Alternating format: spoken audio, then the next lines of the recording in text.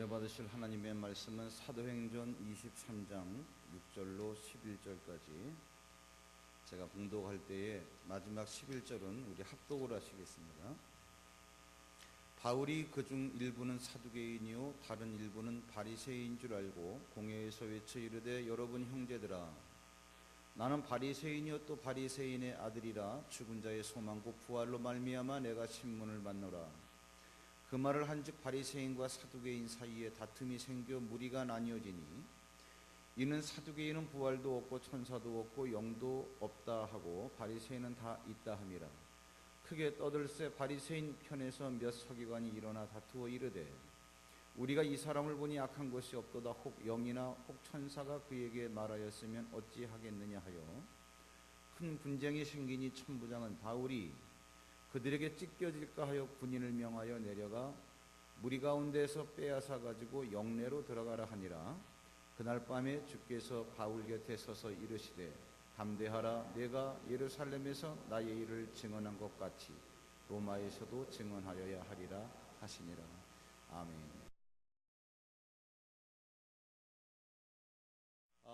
바로 말씀으로 들어가겠습니다. 오늘 우리가 읽은 이 본문도 사실은 어떤 본문의 자리, 상황이라는 걸 좀 이해를 하셔야 되겠는데, 우리가 22장, 23장 계속 요 몇 주 동안 계속 해오고 있는데, 바울이 3차 여행을 마치고 예루살렘에 도착했을 때 엉뚱한 누명을 쓰지요. 그래가지고 사실은 죽여버리자라고 하는 유대인의 무리의 일련의 소동이 일어납니다. 사람이 불법적으로 죽으면 안 되기 때문에 치안을 맡은 천부장이라고 하는, 이름이 루시아라고 오늘 나오죠. 그 천부장이라고 하는 자가 바울의 신병을 확보를 합니다. 그래서 이제 이탈리아 군대, 로마 군인이 주둔하고 있는 영내에 이렇게 영치했다가 도대체 유대인의 무리가 무엇 때문에 이렇게 소동을 일으켰느냐 알아보기 위해서 그 무리들 앞에 바울을 세웠습니다. 뭐 때문에 이렇게 야단들이냐. 이랬을 때 바울이 그 모인 유대인의 무리의 상황을 딱 파악해 보니까 한 반은 사두개인이고 반은 바리새인이다. 사두개인, 바리새인 이런 건 우리가 자세히 설명은 안 들었지만 그 당시에 유대인의 그 부류는 세 부류로 나눌 수 있죠. 종교성에 대해서 사두개인, 바리새인, 에세네파. 간단히 얘기하면 사두개인은 하나님을 믿긴 믿지만 그냥 날탱이들, 정치적인 그러한 이념 때문에 같이 생각을 같이 하는 것 집단들. 바리새인들은 율법을 철두철미하게 지키고자 몸부림치는 자들. 그러나 율법주의에 빠져 있고, 에세네파는 너무 하나님을 사랑하는 열정이 강해서 세상 등지고 왜 하도 타락해 버렸으니까 그래서 동굴에 가서 살고 광야에 들어가 살고 이러한 부류들이 있어요. 그래서 눈에 보이면서 신앙생활 한다라고 하는 사람들은 사두개인, 그 다음에 바리새인. 근데 사두개인들은 정치적인 목적 때문에 모인 사람들이니까 성령이 뭔지 천사가 뭔지 뭐 이런 거에 대해서 관심이 없는 다 부인하는 애들이고, 바리새인은 성령도 있고 그 다음에 천사도 있고 다 인정하는 애들이죠. 이 상황을 딱 알고 바울이 거기에서 얘기를 합니다. 설교라기보다도 연설을 하는데, 내가 무엇 때문에 이러한 궁지에 몰린 줄 아느냐. 다른 거 아니다. 내가 전한 메시지 때문에. 그런데 내가 뭐 별난 메시지 전했냐? 죽은 자의 부활과 심판에 대해서 말한 것 뿐인데, 부활, 심판 이 얘기가 딱 나오니까 민감한 반응을 보이는 거예요. 사두개인들은 그게 어딨어? 막 난리치고, 바리새인은 야, 얘기를 듣고 보니까 저 바울을 우리가 죽일 만한 이유가 없다. 아무 잘못이 없는데, 만약에 저가 이제까지 많은 무리를 일으켰던 그 이야기들을 영이나 천사가 시켜서 한 것이라고 하면 어떻게 하려고 그래? 누가 책임질 거야 이거? 저 사람은 아무런 잘못도 없어. 이러니까 이제 모여있던, 이제까지 바울을 죽이겠다고 모여있던 그 무리들이 서로 반씩 나뉘어가지고 서로 자기들끼리 대적을 하는 거예요. 여러분, 수만 명이 한꺼번에 이렇게 쫙 좌충우돌되니까 그 새 중간에 바울이 끼어 있는 거예요. 고래 싸움에 새우등 터진다고. 그게 뭐 한 사람 어떻게 될지 어떻게 알겠어요. 바울 살려내야 된다고 바리새인파 중에서는 막 끌고 가려고 그러고, 사두개인들은 얘 죽여야 된다고 또 이쪽에서 끌고, 이게 사지가 찢어지게 생겼잖아요. 여기가 찢어질까 하여 거기서 바울을 뺏어가지고 빨리 영내로 들어가라 라고 천부장 루시아가 명령을 하는 거죠. 근데 그때 하나님의 음성을 듣습니다. 바울아, 네가 예루살렘에서 이렇게 증언한 것처럼 로마에 가서도 내 이름을 증언하여야 하리라. 하나님의 음성을 들어요. 그럼 앞에 지금까지 좀 뭐 바리새파가 어떻다, 사두개파가 어떻다, 뭐 찢어질까봐 뭐 어떻게 해라, 뭐 이런 거는 이제 오늘 다루지 않고 별로 중요한 게 아니에요. 그 상황 말미에 들었던 하나님의 음성입니다. 페리스 힐튼이라고 하는 여자가 우리나라에 와서 며칠 머물렀던 것 같아요. 할아버지를 잘 만나가지고 억만장자의 상속녀죠. 그냥 보통 사람들의 식견으로 바라볼 때는 나름대로 그 여자도 인생에 의미가 있겠지만, 할아버지 잘 만나서 좋은 가문에서 자라나가지고 돈이 많으니까 할 건 없고 할 일 없이 돈 쓰러 다닌다.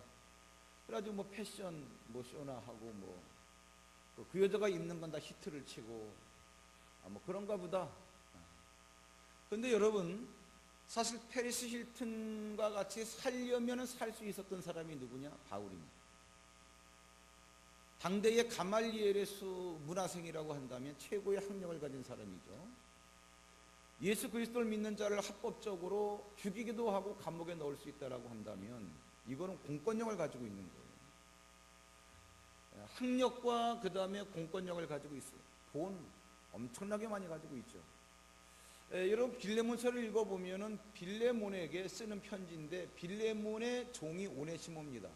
오네시모라고 하는 노예가 종의 돈을 훔쳐가지고 자기 인생을 고쳐보겠다고 돈을 훔쳐서 도망가다가 로마에서 붙잡혀가지고 수감돼서 거기서 바울을 만나는 거예요. 감옥에서. 바울의 복음을 듣고 이제는 주의 종이 되죠. 그 오네시모를 빌레몬에게 돌려보내면서 쓴 편지가 빌레몬서입니다. 바울이 뭐라고 썼냐? 야, 얘 용서해줘라. 만약에 네가 얘가 훔쳐간 돈을 받아야 되겠다라고 한다면 얘는 돈이 없으니까 다 쓰고, 없으니까 내가 갚아줄게. 성경에 나오지 않았더니 여러분, 상식적으로 생각을 한번 해보세요. 종이 주인의 돈을 훔쳐서 자기 인생을 한번 고쳐보겠다 라고 했을 때, 여러분, 어차피 100만 원 훔치나 1억 훔치나 그 사람 같지도 않은 미물 취급받는 게 노예인데 제가 죽여 그러면 죽이는 거예요. 그때 당시에 여러분, 여자도 밥하다가 태우면은 이혼 사유가 되는, 뭐 그러니 여자보다도 더 멸시를 받는 노예는 말할 것도 없죠. 그럼 어차피 내가 걸리면 죽는 건데 목숨 걸고 훔치는데 얼마 훔치겠어요? 상상할 수 없는 액수를 훔쳤겠죠. 그 돈이 얼마인지도 모르고 바울이 내가 계산해 주겠다. 얼마나 많은 돈이 있으면 그러겠어요.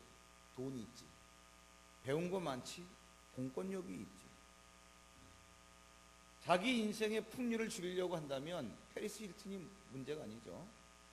그 페리스 힐튼이 와가지고 우리나라에서 며칠 머무는데 어디서 머물렀냐? 페리스 힐튼 호텔. 자기 할아버지 이름을 딴 호텔이에요.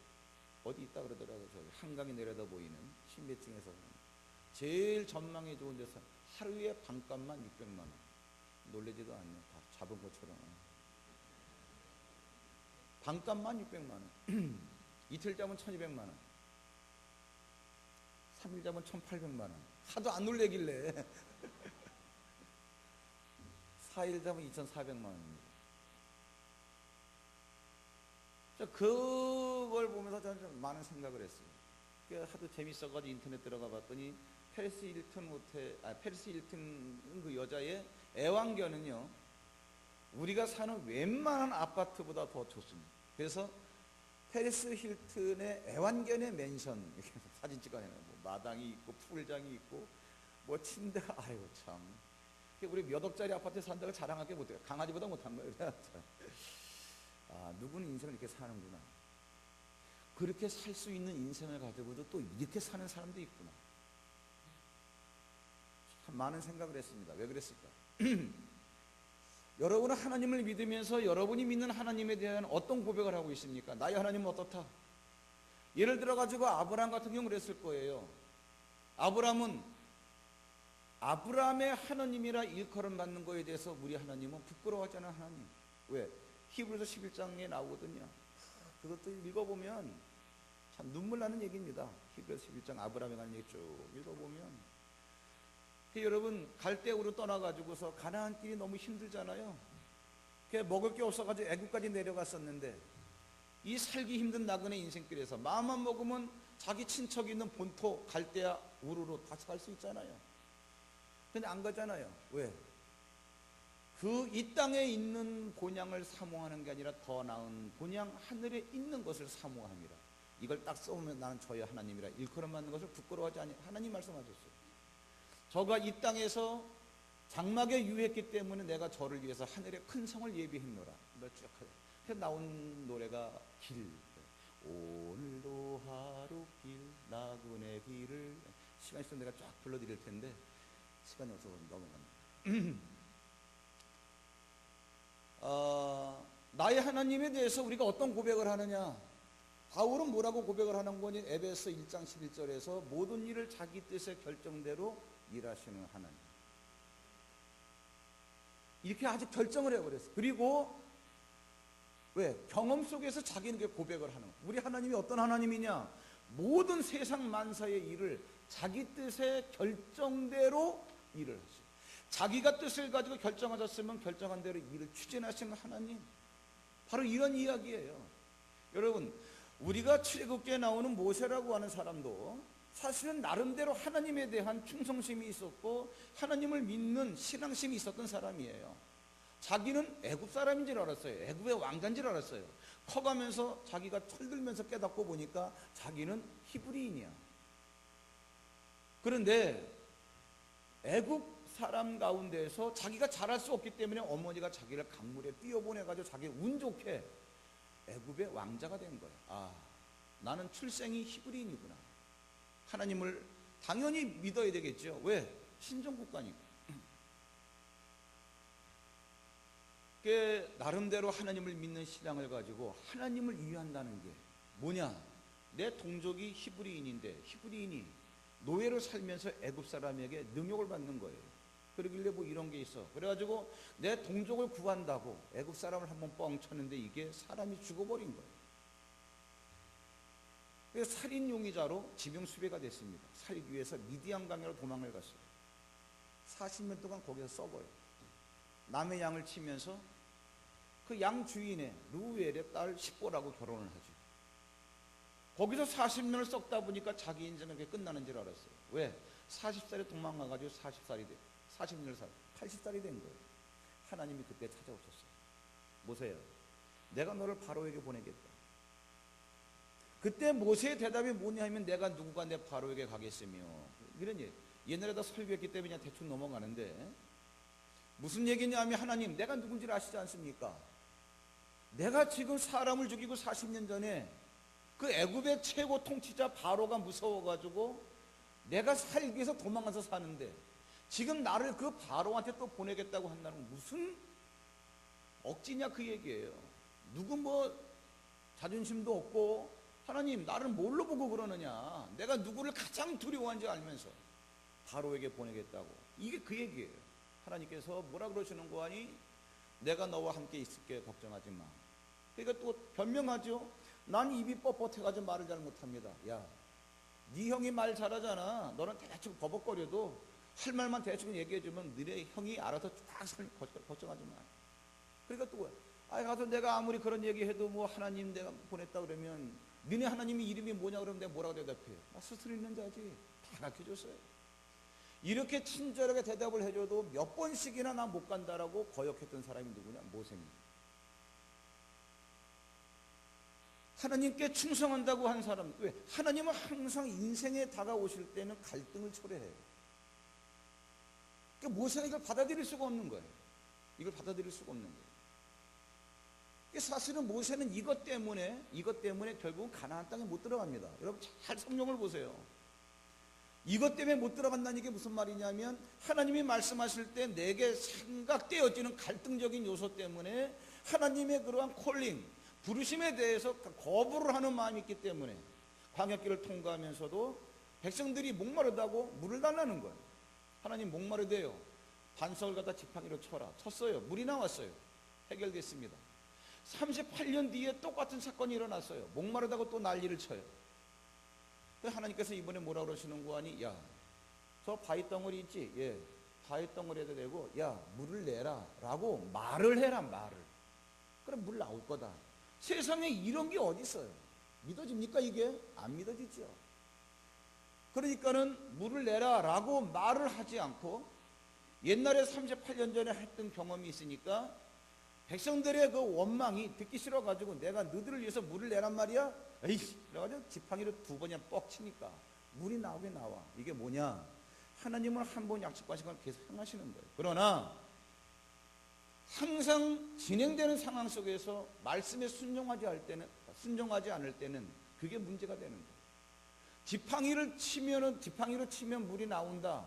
과거에도 나왔기 때문에 그 약속이 유효하기 때문에 물이 나오긴 나오지만, 지금은 지팡이로 치려는 게 아니라 명령을 해서 물을 내라 그랬는데 명령을 안 하는 거예요. 그때 하나님께서 말씀을 하셨어요. 네가 믿지 아니하고 나에게 영광을 돌리지 않기 때문에 내가 너를 가나안 땅에 못 들어가게 해. 영적인 세계는요 굉장히 냉정한 거예요. 이걸 잘 깨달으셔야 돼요. 하나님이 그렇게 말씀하실 때만 하더라도 뭐 그런 줄 알았어요. 하나님이 화가 나셔가지고 괜히 나 가나안 땅에 못 들어간다 말씀하셨구나. 그리고 나서 2년이 지나가지고 결국은 가나안 땅 앞까지 갔습니다. 그 느보산 정상에서 바라보면은 요단강이 흐르고 건너편이 이제 가나안 땅. 그 느보산에서 하나님께 느보산에 올라가라는 거예요. 가가지고 가나안 땅을 보라는 거예요. 보여주시지나 말지.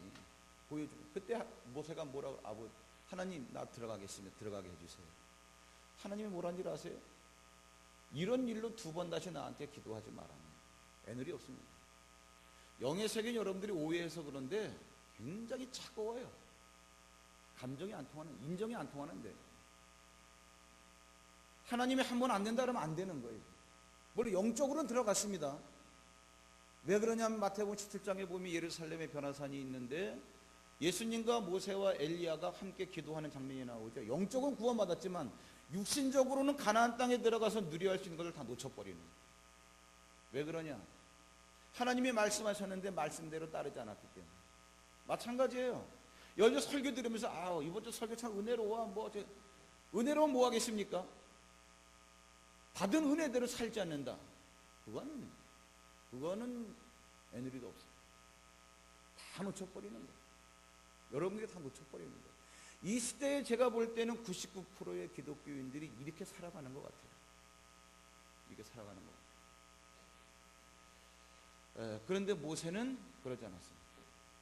이제까지 우리가 모세 얘기 몇 번 하면서 성격이 과격하다, 일중심적인 사람이다, 인정이 없다 이런 얘기 했지만, 비록 그가 스타일은 그렇다 할지라도 하나님이 말씀하시면 그는 대꾸하지 않습니다.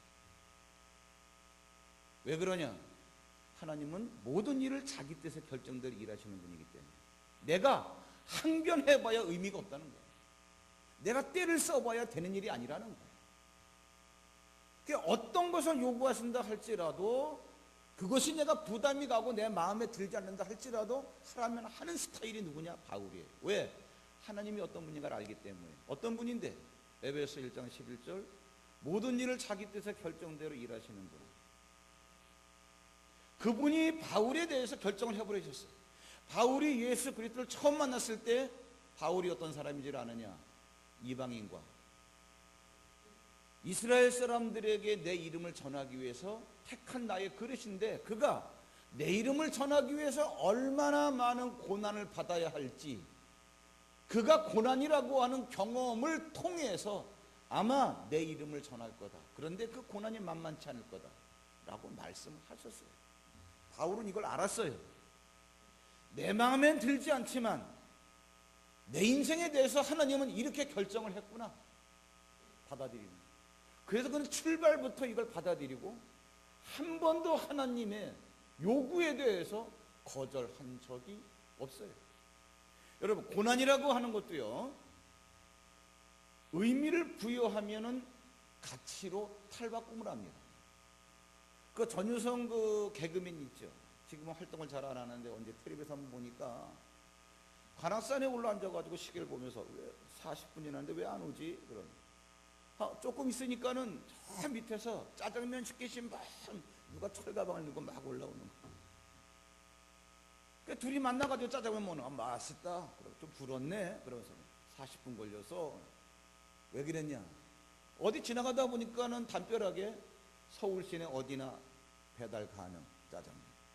그래, 여기까지 오나 보자. 여기 관악산도 서울 시내인데 이게 심심하니까 시킨 거예요. 진짜 오더란 얘기. 40분 걸렸어요. 뭘 말씀드리려고 그러느냐? 이걸 즐기는 사람이 있는가 하면 즐기는 사람과 같은 장소에 죽어라 하고 쎄 빠지게 올라온 사람이 있어요. 누구는 죽어라고 고생하고 누구는 재미로 즐기고, 짜장면 누구는 가져오고 누구는 짜장면을 먹고, 그러나 먹는 사람이나 가져온 사람의 똑같은 에너지를 소비했어요. 그러나 한 사람에게는 고통이고 한 사람에게는 즐거움이에요. 여러분, 고난이라고 하는 것이요, 이 세상에서 살아가기 위해서, 살아남기 위해서 문제없이 그냥 몸부림치는 거는 이거는 고통이고 죽음입니다. 그러나 하나님을 위해서 내가 고난을 받는다라고 할 때 이거는 놀라운 생명. 이거를 바울이 깨달았어요. 처음에 이걸 깨달은 게 아니라 하나님이 누구신가를 깨달은 다음에 그분은 거역할 수 없는 전지자, 전능자, 그렇기 때문에 내 인생에 대해서 그러한 결정을 하셨더라면 내가 항변하지 않고 간다. 항변하지 않고 가다 보니까 깨달은 거예요. 뭐냐? 고린도후서 4장 11절. 우리의 이 육체가 항상 예수 그리스도를 위해서 죽음에 넘겨지는 것은 죽을 우리 육체가 또한 우리에게 육체에게 예수 그리스도의 생명이 나타나게 하려 합니다. 잘 해석을 한번 해보세요. 예수 때문에 항상 강에도 던짐받고 바다에도 던짐받고 매를 맞고 누병 쓰고 옥에 갇히고 돌에 맞고 한두 번이 아니라 이러한 육체가 항상 예수 그리스도를 위해서 죽음 가운데 넘겨지는, 어차피 우리는 죽을 육체인데 이러한 죽을 육체 우리에게 예수의 생명과 능력이 나타나게 하려 합니다. 무슨 얘기냐? 예수 그리스도를 위해서 고난을 당하는 것은 예수 그리스도의 생명과 능력이 나타나는 통로더라, 그런 얘기죠. 이거를 깨닫기 때문에 그 이후에는 이제는 즐거움으로 가는 거예요. 고난이면 고난, 고통이면 고통, 어떤 것을 다 지불, 대꾸하지 않고. 바로 이 얘기예요. 우리가 여러분 21장에서 넘어왔지만 3차 전도 여행을 딱 마치고 이스라엘 그 두로의 항구에 딱 돌아왔을 때 빌립 집사 집에 며칠 머물렀던 거 기억하시죠? 빌립 집에서 며칠간 머무는데 빌립 집사의 네 딸이 예언하는 사람이에요. 더군다나 이제 저기 유대에서 예언하는 사람 아가보라는 사람이 또 왔다 그래요. 와가지고 뭐라 그러는 거니? 자, 기도합시다. 그래가지고 이제 같이 기도를 하는데 막 찬송하고 말씀 듣고 기도하고 그러는, 갑자기 그 선지자가 바울에게 가가지고 허리띠를 갖다 띡 풀더니 바울의 허리띠에다 자기의 손을 갖다 묶는 거예요. 그러면서 성령께서 말씀하셨다. 뭐라고? 예루살렘에 올라가면 이 띠 임자가 이렇게 결박당한다고 그랬다. 이 말을 듣고 거기 있는 모든 사람들이 바울에게 예루살렘에 올라가지 말라고 목 놓아서 울어요. 근데 바울이 얘기합니다. 나는 예루살렘에 가서 주를 위해서라면 결박당하는 것뿐만 아니라 죽을 것도 각오했다. 너희들이 왜 울어서 내 마음을 이렇게 괴롭게 만드느냐. 울음 뚝 그쳐. 더 이상 말릴 수 없다라고 하는 걸 알고서 그 사람들이 다 울음을 그치죠. 바울은 예루살렘에 올라옵니다. 그래가지고 오늘 이 일을 만나는 거예요. 왜 그랬을까? 왜 바울이 이런 말을 하면서 결박당하는 거 뻔히 알면서도 예루살렘에 왔을까? 이방인을 위해서, 예루살렘 사람들에게 내 이름을 전하기 위해서 고난을 받으면서 말씀을 전할 택한 나의 글. 하나님이 이렇게 하셨기 때문에, 말씀하셨기 때문에 가는 거예요. 그래가지고 올라와가지고 오늘 이 일을 당하는 거예요. 자, 여러분, 우리가 신앙생활에 정직해야 됩니다. 이제부터 여러분들이 눈을 떼셔야 되는데, 바울이 이 상황에서 얼마든지 자기의 이러한 죄인으로 누명쓴 이러한 상황을 모면하려면 얼마든지 모면할 수 있어요. 그런데 바울은 자청해서 나는 로마에 가서 가이사 황제 앞에 재판을 받겠습니다 라고 해서 이제는 국제 재판을 받게 된 거예요. 다시 말하자면 세계적인 범죄인이 된 거예요.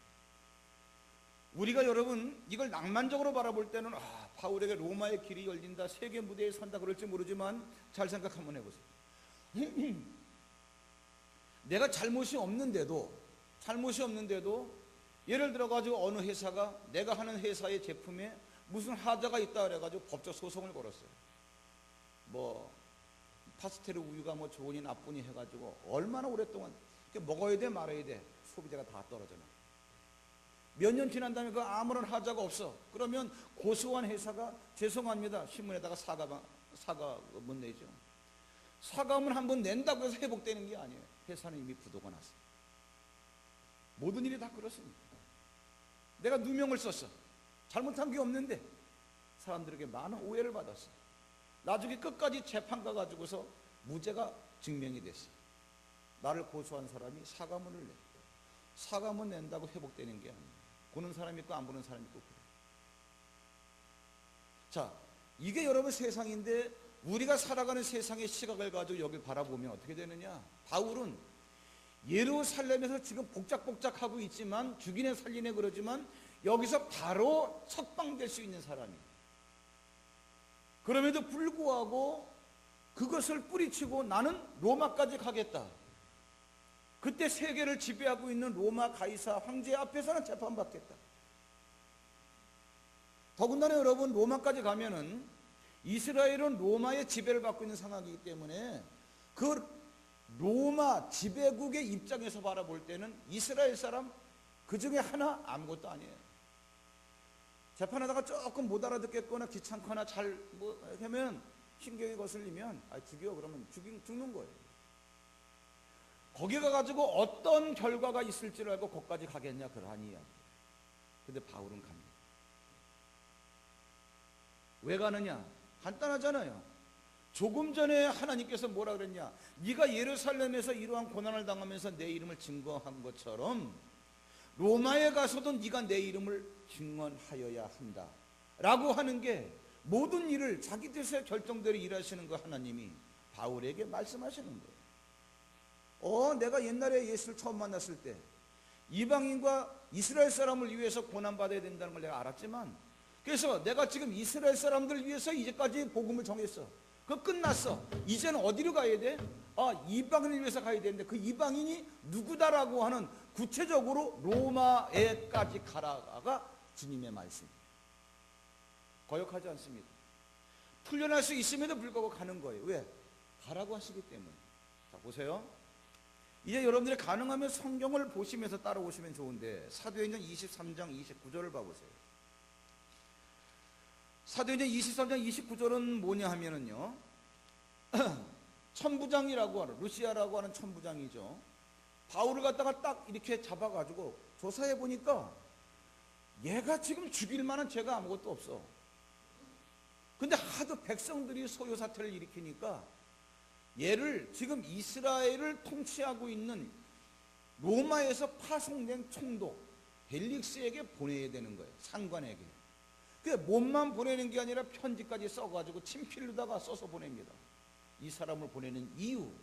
그러면서 뭐라 그러는 거 아니, 이게 천부장의 얘기예요. 벨릭스 총독에게 주는 편지인데 29절, 그들이 고발하는 것이 그들의 율법 문제에 관한 것뿐이요 한 가지도 죽이거나 결박할 사유가 없음을 발견했습니다.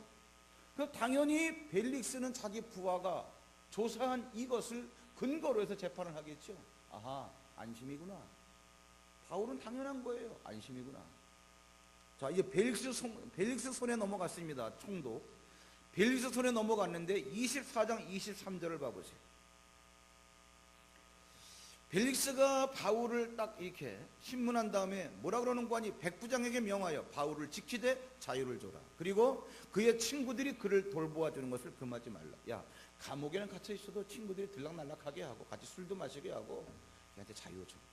절대로 타치하지 마. 여러분, 이게 누구의 얘기냐면 로마에서 파송된 이스라엘을 통치하는 총독의 말입니다. 대통령의 말이란 얘기예요. 대통령이 이렇게 나오면은 그냥 풀려나는 거예요. 감 잡으시겠죠?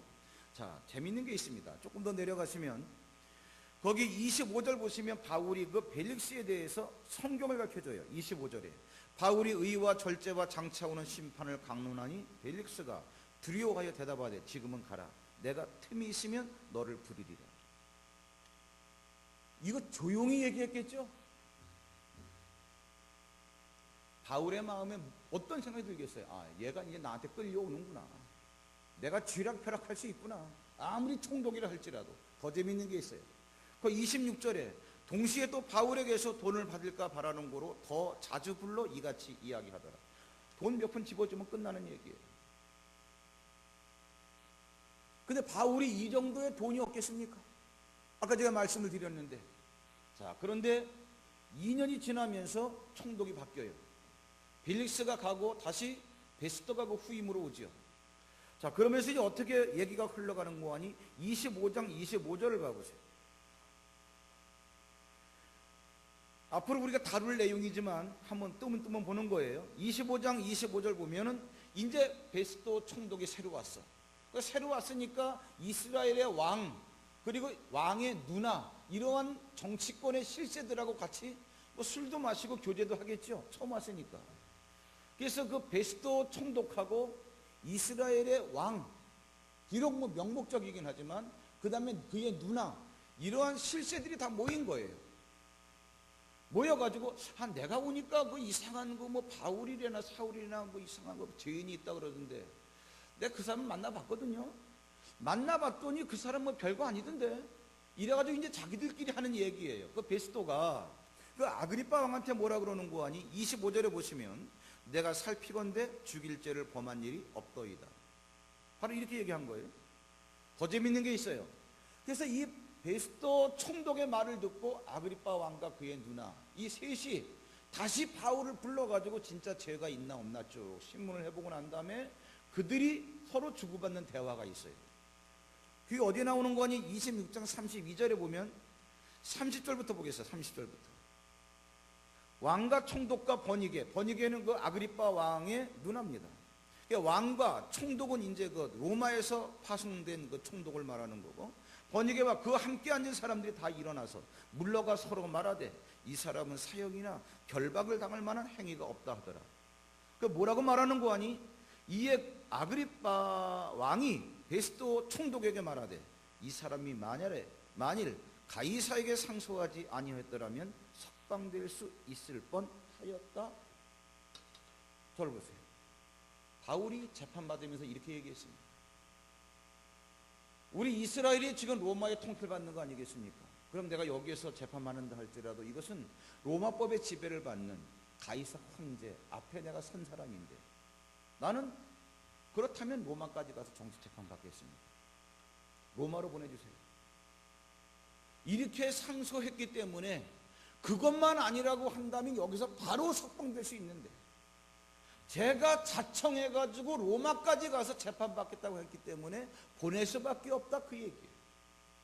자, 바울이 그런 얘기 한 부분을 갖다 우리가 직접적으로 보자고요. 자, 어디 보시는 거니? 25장 10절을 봐보세요. 25장 10절에 보시면은 그 베스도 총독 앞에서 재판받을 때 뭐라 그러는 거니? 10절에 바울이 이르되 내가 가이사의 재판자리 앞에 섰으니 마땅히 거기서 신문을 받을 것이라. 바로 이 얘기하는 거예요. 그러면서 내가 로마로 가겠습니다. 그러면서 11절 마지막 부분에 내가 가이사께 상소하노라. 나 가겠습니다. 이것 때문에 가는 거예요. 자, 여러분, 바울이 여기서 내가 마음만 먹으면 풀려날 수 있다라고 하는 것을 한두 명이 아니에요. 벨릭스 총독, 천부장, 그 다음에 베스도 총독, 아그리빠 왕, 버니게 숱한 사람들의 정치의 실세들을 만나면서 나는 바로 마음만 먹으면 풀려날 수 있어. 자유의 몸으로 살아갈 수가 있어. 그리고 성경에 보이시나요?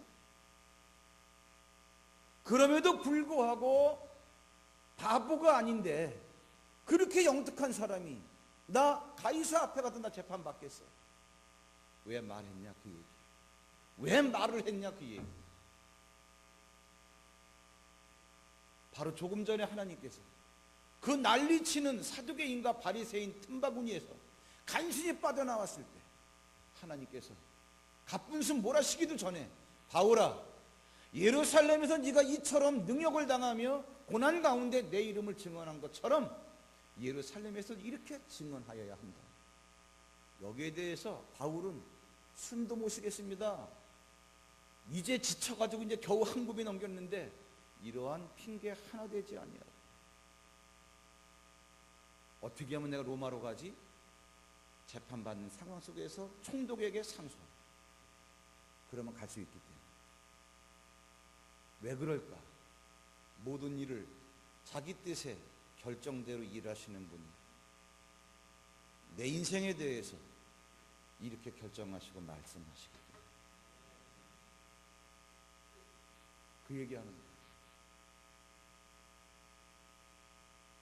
내가 믿는 하나님이 나에게 만약에 죽으라고 한다면 우리는 어떻게 하겠습니까?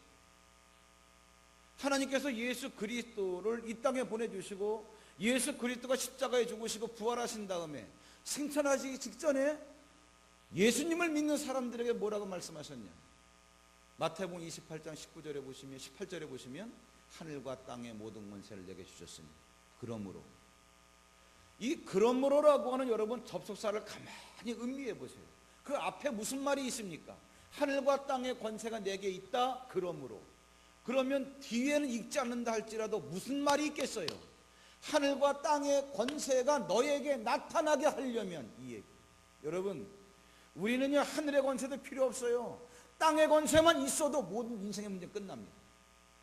돈이 없다, 병들었다, 자식이 속 썩인다, 사업이 안 된다, 다 땅에서 벌어진 일 아니겠습니까?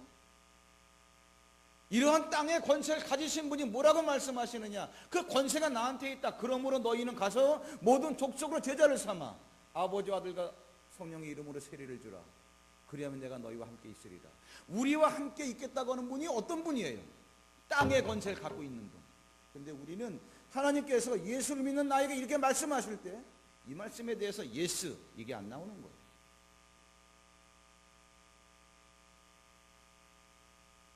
예배는 거룩하게 드려놓고 우리는 엉뚱하게 살아가고 있어요. 우리 교인도 교인이지만 이 시대에 기독교인들의 대부분 절대 다수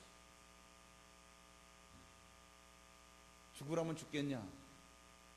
여러분 죽여야 할 것들이 많이 있습니다. 혈기, 남의 험담하는 게 좋아하는. 하나님께서 야고보서에서 그렇게 하지 마라 그랬는데도 우리는 이거를 즐겨하고 있어요. 남의 흉보는 거, 악담하는 거.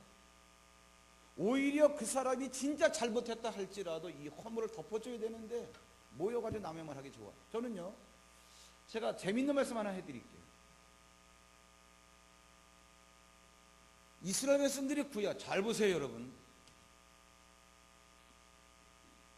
상대가 잘했건 잘못했건 간에 상대에 대해서 말을 막 하시는 분들 잘 들어보세요. 구약의 이스라엘 백성들이요 하나님 앞에 죄를 지었으면 죄를 해결할 수 있는 제사가 있어요. 제사로 죄를 해결하면 죄가 해결돼요. 그런데 그들은 그럼에도 불구하고 바벨론에 끌려가요. 왜 끌려가는 줄 아세요? 그들이 제사 드렸어요 안 드렸어요? 드렸어요. 재물 가지고 왔어요 안 가져왔어요? 가져왔어요. 그런데도 끌려가요. 왜 그러느냐? 너희들은 하나님이 있다고 믿지 않는다는 얘기. 하나님의 결론입니다. 왜? 너희가 제사 드릴 때 하나님이 딱 폼 잡고 앉으셔가지고 그래 가져왔냐? 고맙다 잘 먹겠다 내가 쓸게. 만약에 이렇게 재물을 연락한다라고 한다면 최고급 예물을 가져올 거예요. 말라기 1장에 보면 그들이 가져오는 예물은 어떤 예물이냐? 병든 것, 다리 저는 것, 눈먼 것, 궁알 터진 것, 상품 가치가 없는 것들. 왜 그러냐? 제산 드려왔기 때문에 드리는 거지만 재물 가지고 온다고 해서 하나님이 이거 받으시겠냐? 하나님이 어디 계셔? 안 드리자니 껄끄름하고 드리자니 하나님은 안 계신 것 같고 그러니까 재물을 그런 걸 가져오는 거예요. 하나님이 안 받겠다는 얘기예요. 아예 성전문을 닫아버리라 그렇게 얘기합니다. 저는요 이 얘기가 무슨 얘기냐, 저는 제 앞에서 성도님들이 다른 성도들 이렇게 욕하고 험담하고 말 막 하는 거 못 들어봤습니다. 들어본 적이 없어요. 왜? 제 앞에서는 안 합니다. 제가 없는 데서는 모여가지고 그런 얘기를 하는 것 같아요. 그것 때문에 상처를 받고 상처를 주고, 안 그렇습니까? 그러니까 하나님이 없다고 믿는 거예요. 제 앞에서는 안 해요. 이게 엄청나게 여러분들이 영적으로 손해를 보면 육적으로도 엄청난 손해를 본다는 거예요. 어떻게 죄를 해결받을 수 있는 제사를 두고도 또 제사를 드리고도 바벨론에 끌려가느냐 그 얘기예요. 어떻게 예배를 드리고도, 어떻게 목사에게 설교를 듣고도, 어떻게 오늘 말씀은 은혜로워서 하고도 그 다음에 여러분들에게 되어지는 일을 가만히 생각 한번 해보세요. 논리적으로 어떤 결과가 주어질까? 어리석은 성도 되지 마십시오. 이제는요 교회 문화를 만들어 가야 됩니다. 모여가지고 누가 누구 얘기하고 누가 누구 얘기하고 그러면은 듣는 사람들이 먼저, 말하는 사람은 말하는 재미 때문에 한다 그러지만 듣는 사람들이 조용하게 일어나세요. 이건 우리끼리의 약속입니다. 일어나면은 말하던 사람이 저 사람이 왜 일어나 눈치는 채겠죠. 제가 이런 설교했습니다. 지금 여러분 우리 교회를 위해서뿐만 아니라 이 시대의 기독교계를 위해서 하는 얘기예요. 우리가 사도행전 2장 다뤘지만 사도행전 2장에서는 그때 기독교인들이 백성들로부터 칭송을 받았어요. 그러나 지금은 비난을 받습니다. 우리는 지금 3중 4중의 부담이 있어요. 왜? 비난을 받지요? 그렇다고 하나님이 안 계신 것도 아니죠. 우리가 안 믿을 수도 없는 거 아니죠. 우리가 그렇게 행동도 못하지요. 그 기독교가 조롱을 받는다고 해서 하나님이 안 계시냐 그 얘기예요. 안 믿을 수 있냐 그 얘기예요. 근데 제대로 믿냐 그 얘기예요. 더군다나 조롱까지 받아. 제가 옛날에 장마가 졌을 때 낚시를 워낙 좋아하기 때문에 고기 잡으려고 나가보면은 저수지물이 그냥 완전히 진흙탕물이 돼 있어요. 장마 때문에 고기가 안 됩니다. 안 보여가지고 미끼가 안 보이니까 잘 안 잡혀요. 고기 잡고 싶은 마음에 야, 이 물이 언제나 맑아지나, 야, 이 큰 저수지물이 언제나 맑아지나, 그것 때문에 낙담을 하는 거야. 그런데 2, 3일 지나잖아, 물이 맑아져. 왜 그런가 생각을 해봤어요. 가라앉기도 가라앉는 거지만 그 저수지 물 입구에 보면은 조그마한 그 새 물이 들어오는 데가 있어요. 장마가 끝이고 그 좁은 쫄쫄쫄쫄 흘러가는 실줄기 같은 그러한 새 물이 들어오면 그것이 광대한 저수지를 맑게 정화를 시켜요. 너무나 어수선해요. 여러분, 믿지 않는 세상 사람들은요 도덕과 윤리라고 하는 수준이 있기 때문에 웬만하면 남의 말 안 합니다. 험담 안 해요. 그 바울이 이것 때문에 가슴 아픈 거예요. 너희가 어떻게 이렇게 서로 물고 찢고 헐뜯냐. 그래서 이제부터 우리가 우리의 문화를 만들어 가야 됩니다. 하나님께서 하지 마라 그랬어요. 하지 마라 그랬으면 죽으라 그럴 때 죽지 못할 망정 하지 말아라고 하는 거에 대해서 우리가 입을 다물고 거룩한 말을 하고,